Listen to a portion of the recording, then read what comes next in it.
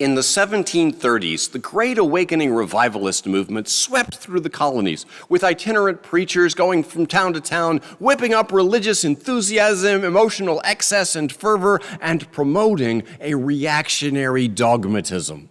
The Great Awakening produced a permanent division between its supporters, who saw in the revival the hand of God, and its critics, who saw only madness and raw emotion. Against the Great Awakening, the liberal clergy increasingly united in defining reason and tolerance as the basis of religion, increasingly turned to liberal books and colleagues for support, and thus became increasingly liberal.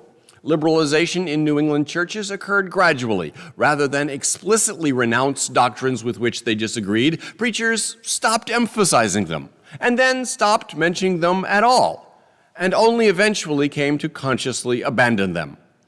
Because of congregational polity, control of the church was in the hands of the local congregation, and if a congregation liked its minister, there was no higher authority to enforce orthodoxy. So, some of the clergy began drifting leftward, bringing their congregations along. One of these was Charles Chauncey. In 1727, at age 22, Chauncey was ordained as an assistant minister of Boston's First Church, one of the most important churches in New England.